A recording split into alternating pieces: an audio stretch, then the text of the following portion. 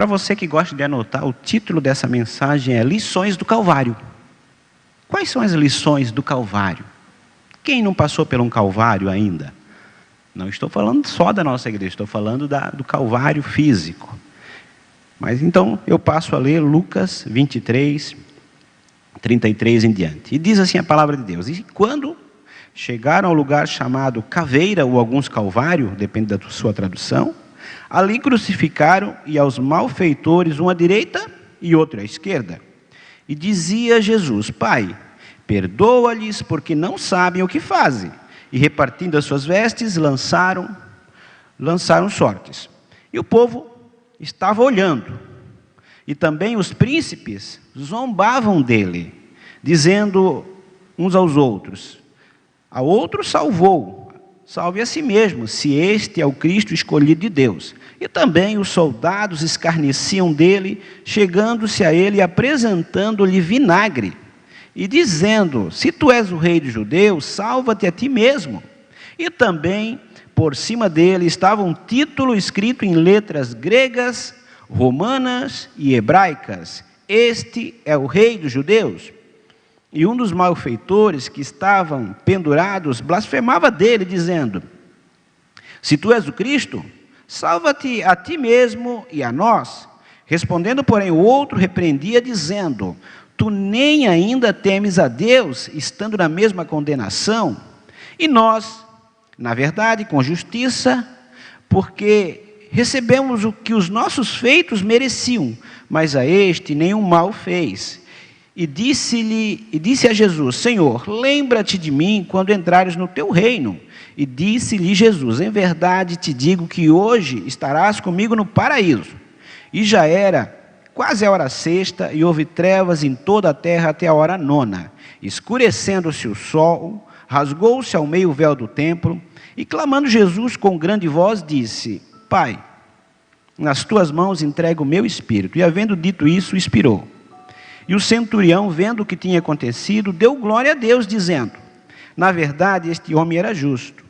E toda a multidão que se ajuntara a este espetáculo, vendo o que havia acontecido, voltava batendo nos peitos. Até aí tá bom, você pode se assentar.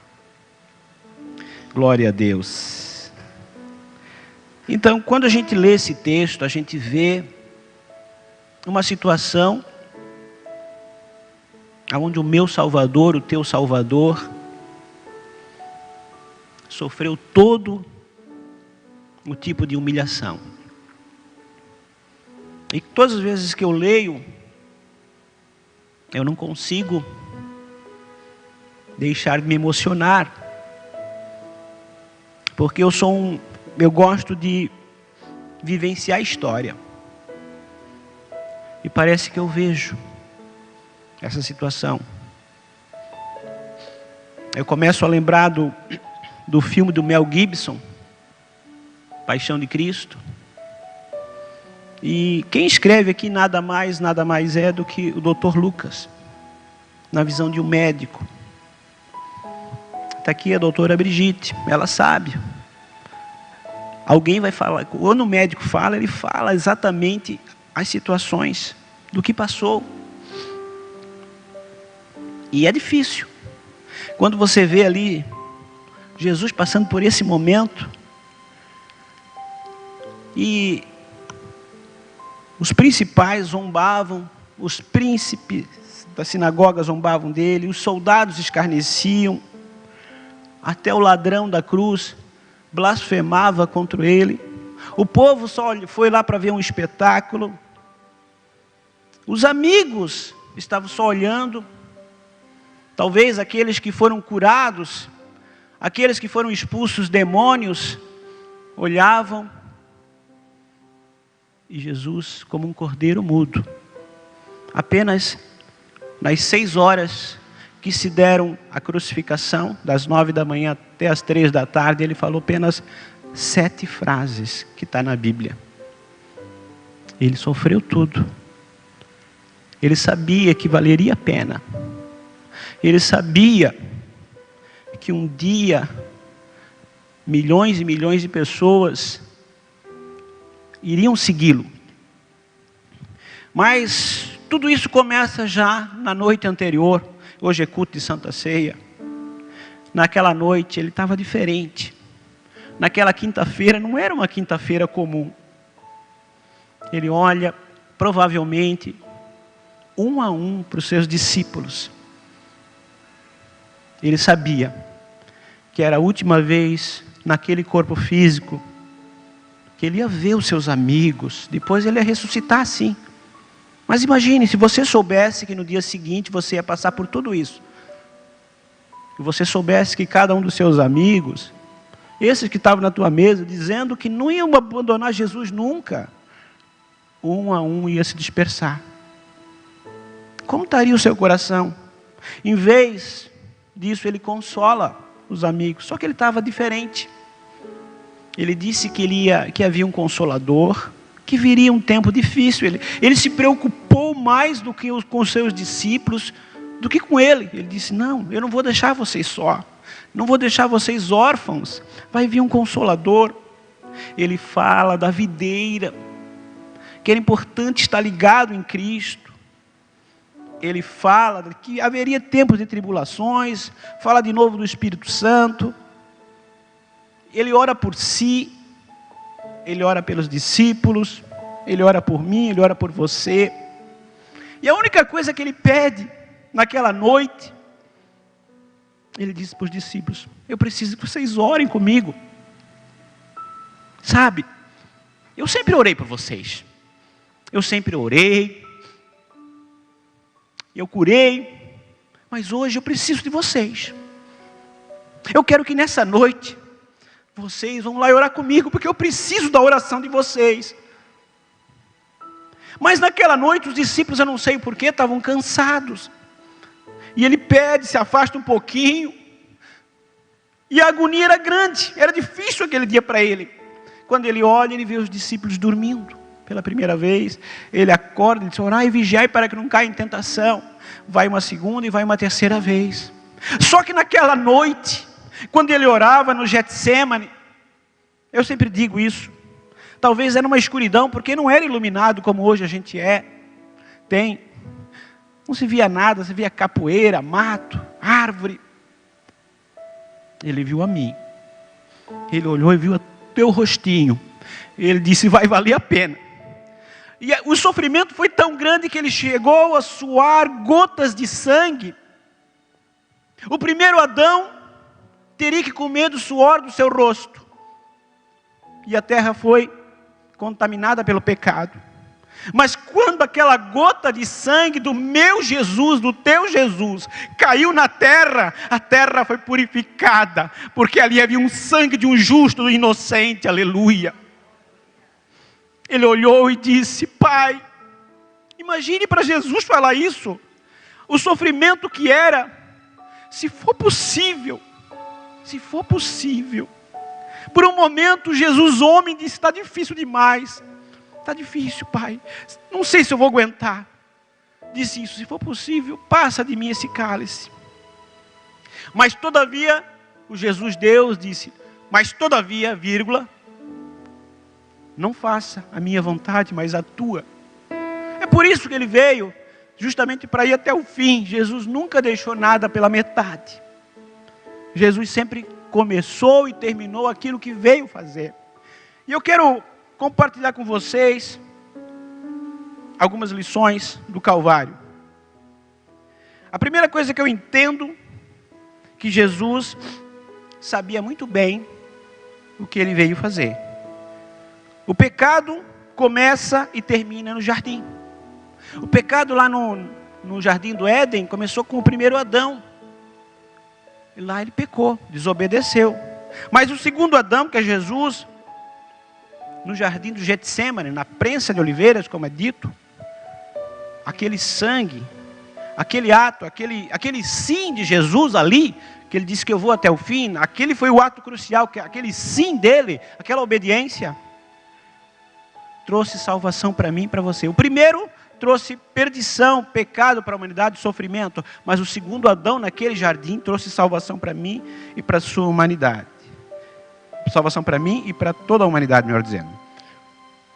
A segunda coisa que eu aprendo aqui com Jesus ainda, porque ele sabia exatamente o tamanho do cálice que ele iria beber.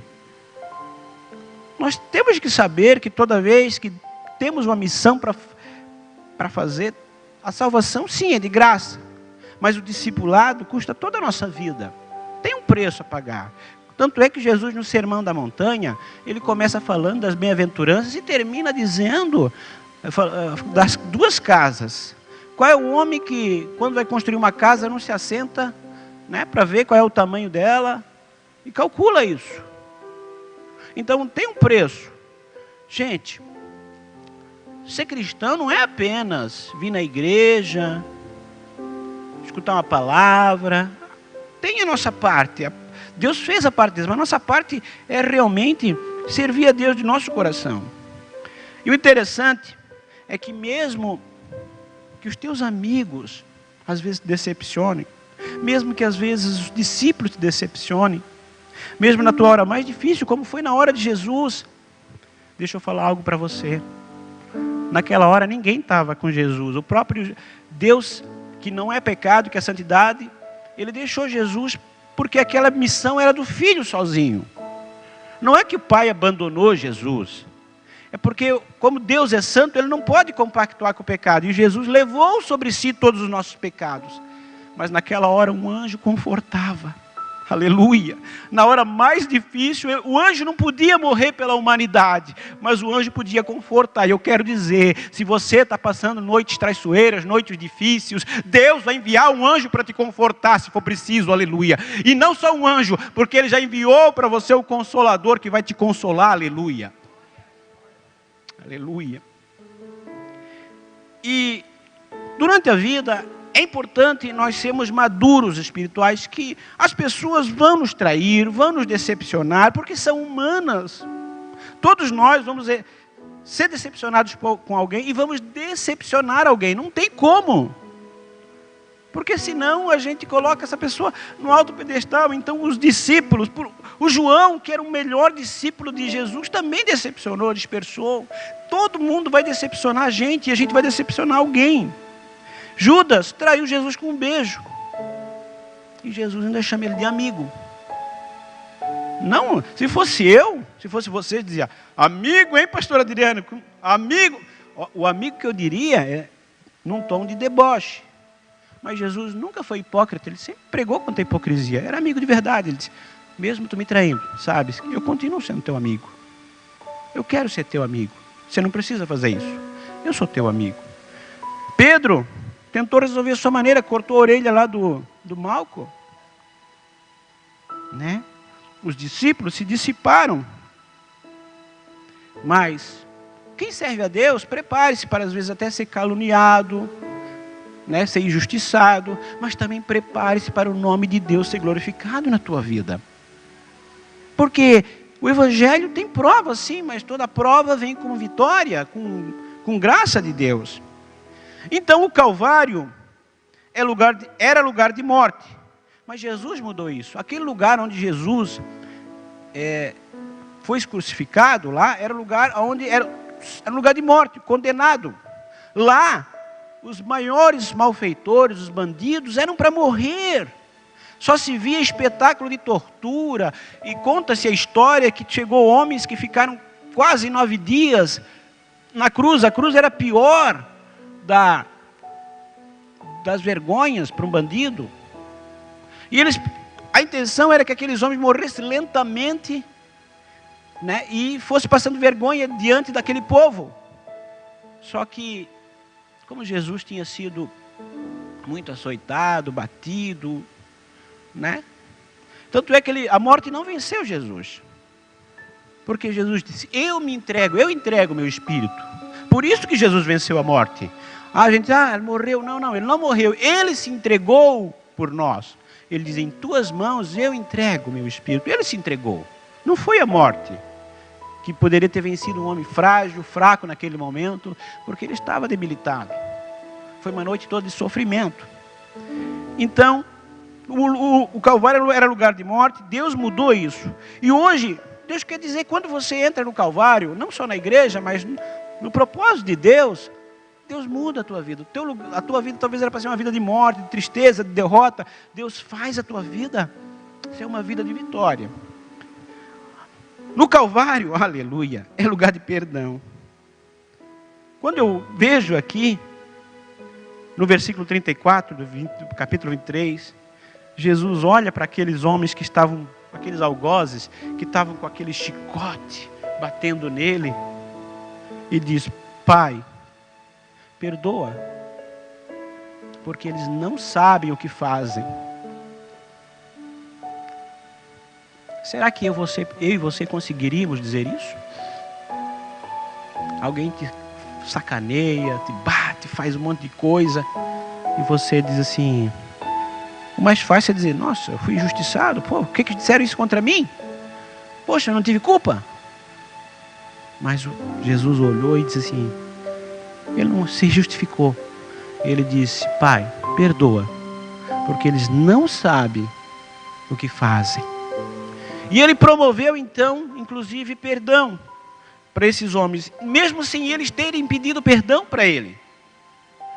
E por que eu digo isso? Porque Jerusalém foi destruída em aproximadamente 70 anos depois de Cristo. E ali estava por volta do ano 30, 30 e poucos. E Jesus deu uma oportunidade de pelo menos 40 anos quase dessa cidade se arrepender pelo que tinha feito com ele. Mas ela não se arrependeu, muitos deles. Tanto é que foi destruída Jerusalém ali aproximadamente 70. Então Jesus sempre dá uma segunda chance. Eu estou dizendo para você hoje, é culto de Santa Ceia, é dia de perdão, é dia de segunda chance. Eu não sei como é que você chegou até aqui na igreja, mas é dia de segunda chance. Aleluia.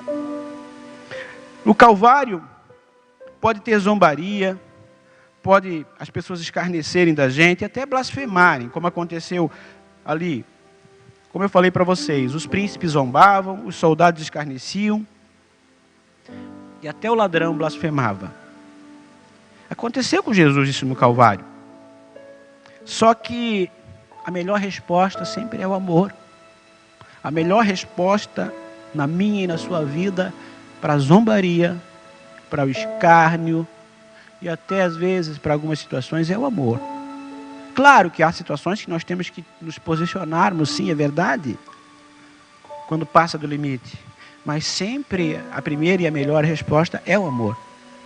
E talvez, quando você mudou, veio para a igreja, se converteu e as pessoas dizem: você mudou de religião, você virou crente. Algumas pessoas escarnecem, zombam, falam de você. Ah, para com isso, eles dizem. Aconteceu comigo. Não bebe mais? Ah, o teu pastor não deixa mais você beber? Ah, não faz mais isso? Ah, agora não assiste mais isso? Não vê mais isso? Não... Gente, não é que deixa ou não deixa. O Espírito Santo me convenceu que isso não é mais para mim. Eu não preciso dar satisfação para todo mundo. Jesus não deu satisfação para ninguém aqui, ó. A gente se preocupa tanto em dar uma resposta, em ter uma resposta. Eu não preciso dar satisfação. Eu já disse isso. Se eu quiser beber, eu bebo. Se eu não quiser, eu não bebo. Eu não preciso, não preciso te dar satisfação. Eu tenho que dar satisfação para o meu Deus. Jesus deu alguma satisfação para eles aqui? Não. Ele foi até o fim como um cordeiro mudo. Então ninguém tem nada a ver com a tua vida. É você e Deus. E no Calvário também sempre haverá salvação. E eu amo essa passagem, porque eu vejo, esse Deus nosso é tão lindo, né? Eu vejo todo mundo zombando dele, apanhando, o mestre que curou, o mestre que expulsou demônios, o mestre que só fez o bem. De onde menos esperava, veio a salvação. Aí, o soldado escarnece, os fariseus debochando, a multidão olhando, dizendo: olha só, se ele é Cristo mesmo, podia se levantar daí, ó, mas aí, ó, acho que não é nada não. Mas um acreditou, aleluia, um acreditou, mesmo na hora da morte, mesmo na hora da crucificação, um do lado disse: se tu és o Cristo, salva-te a nós mesmo. Mas o outro, o Espírito Santo tocou no coração dele, aleluia, e naquela hora que ele estava morrendo, ele disse: nós merecemos estar aqui, nós merecemos. A cruz era para nós, sim, sim. Mas Ele não fez nada. Lembra de mim? E Deus está dizendo, eu vou me lembrar de ti. Você sim merecia a cruz, eu merecia essa cruz. Mas eu vou me lembrar. Apenas diga, lembra de mim, Jesus. Lembra de mim. E naquela hora houve salvação ali na cruz. A cruz é lugar ainda de salvação, aleluia. Toda vez que a gente fala da cruz, tem que haver salvação. Nós precisamos voltar a pregar sobre salvação. Muitas vezes nós pregamos sobre bênção, sobre prosperidade, sobre vitória, mas o Deus ainda continua sendo o primeiro Deus da salvação. De que adianta eu prosperar, ganhar, ser bem sucedido se eu não tiver certeza da minha salvação? E não importa qual seja o teu pecado. O que importa é que se você pedir para Jesus lembrar dele, de você, Ele vai dizer, ainda hoje, daqui a pouquinho, sabe, daqui a pouquinho você vai estar comigo, aleluia. No Calvário também é lugar de testemunho, aleluia. Jesus foi lá como um cordeiro mudo. Dizem que quando você sofre, por exemplo, por uma paulada, ou alguém bate em você, um açoite, é normal você dar um berro, dar um grito, dar um urro, sabe por quê? Porque por alguns milésimos de segundo você dá aquele grito, parece que a dor dá um tempo. Mas você já percebeu que se você não gritar, parece que dói mais? Porque você não expressa essa dor? E a Bíblia diz que Ele foi como um cordeiro mudo. Aleluia. Sabe? Eu imagino que Ele dizia, já vai passar. É mais um pouquinho. É só mais um pouquinho. Mais um pouquinho já vai passar, eu já vou estar com o Pai. Vai doer agora, é verdade. Mas eu vou aguentar. Sabe por que Ele aguentou? Por mim e por você. Porque eu e você não aguentaríamos. A gente diz, as mulheres dizem que os homens são, como é que se diz? Manhosos, né? A mulher aguenta mais. A gente às vezes está com uma dorzinha. Ai meu Deus, que gripe. Preciso ficar na cama. Mas Jesus sabe o que é sofrimento. Talvez você está aqui e diz, olha, é só sofrimento na minha vida. Ei, você acha que Jesus não conhece isso? Você acha que o seu sofrimento é maior do que Jesus? Ah, mas eu estou sendo injustiçado. Você acha mesmo que você está sendo mais injustiçado do que Jesus? Verdade? Me fizeram isso, me fizeram aquilo. Você acha mesmo que o que fizeram para vocês é muito mais do que Jesus? Eu pergunto para você. Você acha mesmo isso? Responda para você, não precisa responder para mim. Que o que fizeram com você, com a injustiça? Ah, mas eu saí da igreja, eu não vou mais porque... Tá. Você acha que Jesus iria morrer pela igreja se fosse olhar pelo que fizeram para Ele? Você acha mesmo isso? Não precisa responder para mim, responda para você. E para Deus, que sabe, que conhece o teu coração. No Calvário, também é lugar da injustiça dos homens, dar lugar da justiça, de dar lugar à justiça de Deus. Como eu falei, nesse mundo nós vamos ser injustiçados. Ele já nos justificou na cruz do Calvário. Só que, quando chegou meio-dia, aleluia, até o sol se negou a resplandecer, a dar a sua luz àquele espetáculo que os homens queriam ver. Ele disse, não. Até a criação de Deus disse, eu não preciso aparecer.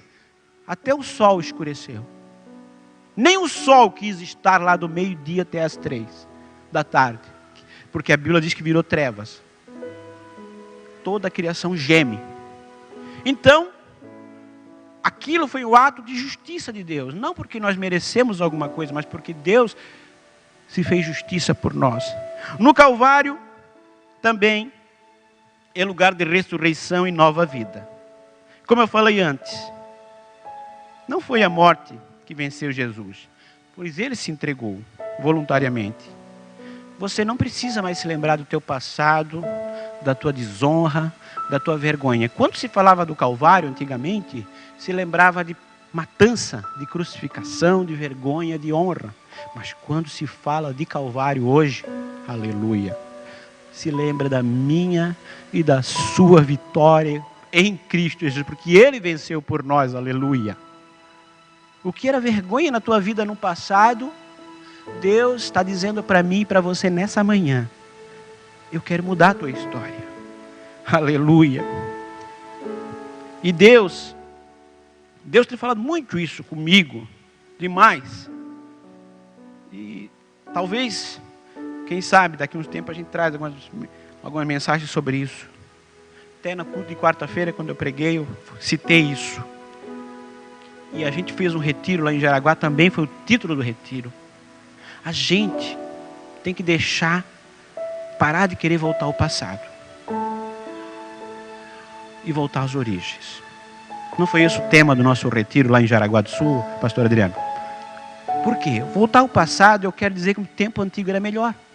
Sabe, quando eu comecei na igreja, era assim, era assado. Mas esse tempo não volta mais. Agora você pode voltar às origens. Dizer, eu vou fazer a mesma coisa, sim, de que quando eu comecei. Porque eu posso, como eu falei na quarta-feira, eu posso ter 70 anos, posso ter 80 anos. Mas quando eu me ajoelho, quando eu oro, eu ainda me sinto menino, eu me sinto um garoto, eu me sinto que eu nasci de novo, aleluia. E isso é voltar às origens. Eu preciso voltar em Deus, aleluia. Eu não preciso voltar ao passado, não tem como mais. Mas eu preciso voltar às origens. Quem eu sou, para que foi criado. Aleluia. Eu quero te convidar a ficar de pé. Quero orar por você. Aleluia. Aleluia. Eu não sei como é que você quer passar a sua vida. Talvez você quer passar a tua vida toda fingindo como Judas. Se fingiu de discípulo.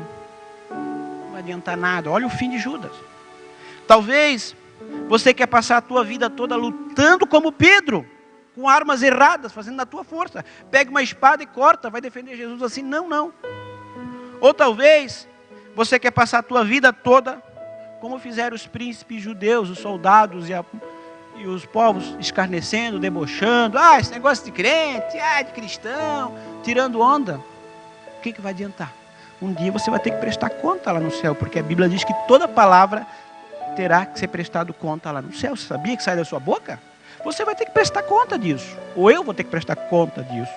Ou talvez você vai querer blasfemar o nome de Jesus. Se Jesus tivesse na minha vida, não tinha acontecido isso, não tinha acontecido aquilo. Como fez aquele ladrão. E muita gente blasfema, diz, porque Deus não está aqui, porque se Deus tivesse isso, não tinha permitido que tal pessoa morresse, que acontecesse assim. Gente, sempre vai alguém morrer. A morte faz parte disso. Sempre, nós vamos perder alguém. Uma hora ou outra, te prepare, isso vai acontecer. Vai acontecer, se não for você antes, vai acontecer. Então, para que culpar Deus se é uma coisa natural? Quem é médico, né, lida com a morte. Gente, vai acontecer. Mas Deus é culpado. Então, quando nasce, Deus, foi de Deus. Não, porque tem que nascer. Então, gente, vai acontecer. Tem que parar com isso. E outra, ou você quer ficar apenas deixando o tempo passar, que nem a multidão, ou você pode se arrepender como ladrão e se entregar para Deus como Jesus. E eu te aconselho a fazer isso. Queridos, eu termino o meu sermão dizendo apenas o seguinte. Sabe por que a maioria das pessoas sai da igreja? Sabe por quê? Eu vou dizer só numa frase. A maioria está aqui por interesse. Está aqui para ver o que Jesus pode fazer por você ou por mim. Se Jesus não abençoar, não quero mais. Quando nenhum relacionamento dura por interesse. Nenhum relacionamento. Nenhum. Vai até um certo tempo. O relacionamento verdadeiro não dura por interesse. Agora, se você está aqui por Jesus, independente se Ele fizer ou não fizer, se Ele te abençoar ou não abençoar, eu estou aqui porque eu quero Jesus. Automaticamente, naturalmente, espiritualmente, as bênçãos vão vir. Você não precisa correr atrás delas, elas vão te alcançar. Agora, enquanto eu e você viermos aqui apenas porque, não, eu vou na igreja porque se eu for lá, eu quero tal isso, eu quero isso, senão eu não vou mais. Gente, deixa eu dizer isso e desculpe dizer isso. você pode sair da igreja, porque não vai dar certo. Porque, sabe, imagine que a minha esposa soubesse, vamos imaginar que ela fosse uma fazendeira. Estou profetizando. Aí eu chegava lá e dizia, fazendeira, legal. Então eu casava com ela por interesse, porque daí eu ser um fazendeiro. Mas eu não amasse ela. E que relacionamento é esse? E você e eu podemos achar que podemos enganar Deus? Não, eu estou na igreja. Olha, Deus, eu estou aqui, né? Mas tu não esquecesse da minha bênção, hein, Deus? Olha, não esqueça da minha calói. Não dizia assim aquela propaganda para quem é mais antigo? Não esquece da minha calói. Estou aqui, Deus. Gente, ninguém engana Deus. Então, a gente precisa se entregar de verdade. Eu quero orar por você. Enquanto eu oro, depois os próprios obreiros que vão servir a Santa Ceia já podem se posicionar, que a gente vai estar passando para a Santa Ceia. Papai, essa é a tua palavra, Senhor. É uma palavra para a Santa Ceia, Senhor. É uma palavra de conserto, uma palavra de aliança. Senhor, é a palavra que tu falaste comigo, Senhor. E não é simplesmente para falar para a igreja. Primeiro ela falou comigo, Senhor. Eu não sou melhor do que nenhum deles. Eu ainda, Senhor, sou tão humano e tenho tantos defeitos como qualquer um deles. Mas eu estou aqui, Senhor, disposto a me consertar, como sempre tenho tentado fazer. E eu sei que a tua igreja que está aqui, e as pessoas que estão me ouvindo também, Senhor. Se agora elas tiverem um coração arrependido e estiverem dispostas a se consertar, Pai, faz uma nova aliança. Toca de novo, porque no Calvário é lugar de salvação, é lugar de perdão, é lugar da justiça de Deus. É lugar, Senhor, da onde Deus quer operar, é lugar de testemunho, é lugar de vida e é lugar de ressurreição, Pai. Em nome de Jesus, todo aquele que está doente, Pai, eu declaro cura agora, em nome de Jesus, Pai. Daqui a pouco também nós vamos tomar a Santa Ceia. E quantas vezes eu vi, Senhor, na Santa Ceia, pessoas serem não só curadas espiritualmente, mas fisicamente, Pai. Então, em nome de Jesus, Pai, eu declaro que aquilo que eles colocaram diante de Ti, Senhor, se concretize agora, assim seja. Amém. Glória a Deus.